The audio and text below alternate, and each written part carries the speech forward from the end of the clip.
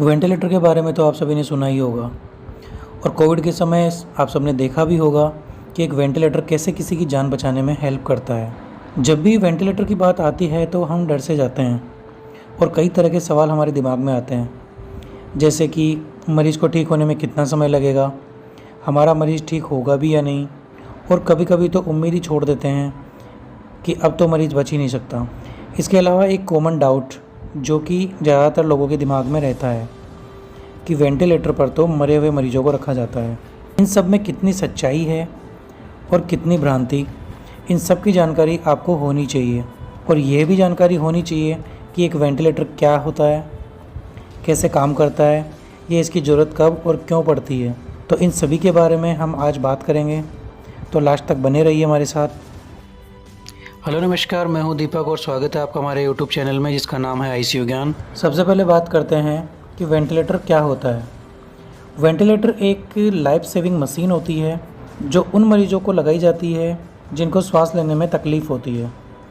Ventilator एक ऐसी machine है जो लंग्स में ऑक्सीजन डालने का काम करती है और कार्बन डाइऑक्साइड को बाहर निकालती है। वेंटिलेटर की सहायता से ऐसे मरीजों को बचाया जाता है जो सही तरह से सांस नहीं ले पाते हैं या जिनके लिए खुद सांस लेना पॉसिबल नहीं होता है।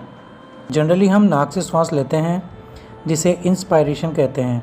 इसमें ऑक्सीजन नाक के द्वारा श्वास नली और श्वास नली से लंग्स में जाती है। लंग्स के द्वारा शुद्ध ऑक्सीजन पूरे शरीर में जाती है और यही प्रोसेस रिवर्ट होती है और कार्बन डाइऑक्साइड को नाक के द्वारा बाहर निकालते हैं। इसे एक्सपायरेशन कहते हैं।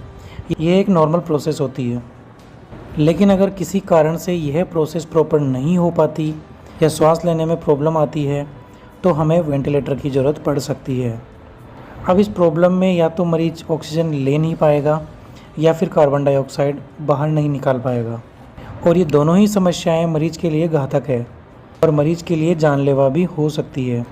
इस दौरान जो ऑब्स्ट्रक्शन होता है या जो रुकावट आती है वो कई कारणों से हो सकती है, जैसे pneumonia, trauma, head injury, muscles weakness या पॉइजनिंग, या कोई सर्जरी के दौरान जब मरीज़ को बेहोश करना पड़ता है उस समय वेंटिलेटर कनेक्ट किया जाता है क्योंकि उस समय मरीज़ खुद से श्वास नहीं ले सकता।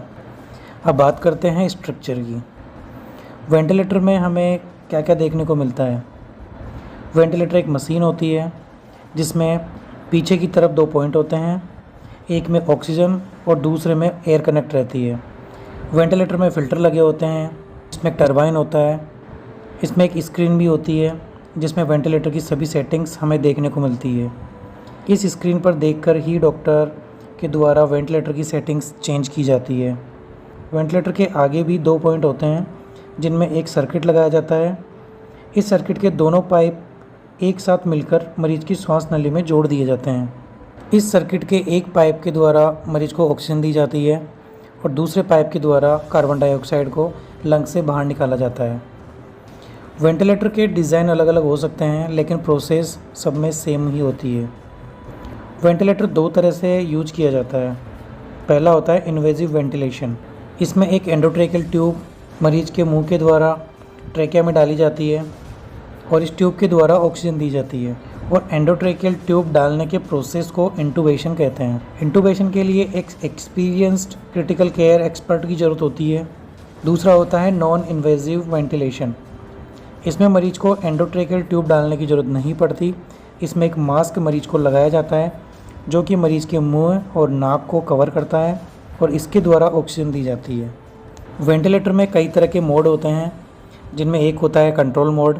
जैसा कि नाम से ही समझ सकते हैं कि मरीज़ की श्वास की प्रक्रिया पर पूरा कंट्रोल डॉक्टर का होता है। मरीज़ को कितना % ऑक्सीजन देना है, कितना प्रेशर देना है, ये सब डॉक्टर के द्वारा डिसाइड किया जाता है। और अगर मरीज़ रिकवर होता है तो मोड चेंज किया जाता है। फिर मरीज़ को असिस्ट मोड पे डाला जाता है। इसमें मरीज़ खुद श्वास ले सकता है, लेकिन अगर मरीज़ खुद से प्रॉपर श्वास नहीं ले पा रहा है या श्वास की रेट सही नहीं है तो वेंटिलेटर अपने आप उसे ठीक कर देता है। फिर धीरे धीरे सपोर्ट कम करते हैं और कोशिश की जाती है कि मरीज़ को वेंटिलेटर की ज़रूरत ना पड़े। ये सारी प्रक्रिया एक आईसीयू में ही पॉसिबल होती है क्योंकि आईसीयू में बहुत से साधन होते हैं। अगर मरीज़ की कंडीशन बिगड़ जाए तो उसे तुरंत ठीक भी किया जा सकता है। वेंटिलेटर का यूज हॉस्पिटल में ही किया जाता है और ट्रांसपोर्ट के लिए एम्बुलेंस में भी यूज किया जाता है। जैसे किसी मरीज़ को एक हॉस्पिटल से दूसरे हॉस्पिटल में ले जाना हो तो इसका यूज किया जाता है। इसके अलावा अगर किसी मरीज़ को लंबे समय के लिए वेंटिलेटर की ज़रूरत पड़ती है और वो अपने घर पर ही वेंटिलेटर की सुविधा चाहते हैं तो ये भी पॉसिबल होता है, लेकिन इसके लिए क्रिटिकल केयर टीम की ज़रूरत पड़ती है जो कि 24 आवर्स मरीज़ की कंडीशन पर नज़र रख सके और ऑब्ज़र्व कर सके। देखिए, वेंटिलेटर एक लाइफ सेविंग मशीन है अगर सही हाथों में है तो, और अगर वेंटिलेटर को कोई अनट्रेंड यूज करता है तो गलत प्रेशर दे दे के मरीज़ को न्यूमोथोरैक्स कर सकता है, जो कि एक सीरियस कंडीशन होती है, और अगर इसका समय पर इलाज नहीं किया जाए तो मरीज़ की जान भी जा सकती है। वेंटिलेटर एक जीवन रक्षक मशीन है अगर सही समय पर लगाया जाए और देखभाल सही रहे तो। अब बात करते हैं वेंटिलेटर के साइड इफ़ेक्ट्स की। वेंटिलेटर से क्या क्या नुकसान हो सकते हैं। इन्वेजिव वेंटिलेशन, इसके बारे में अभी मैंने बताया कि एक एंडोट्रेकियल ट्यूब होती है जिसे श्वास नली कहते हैं।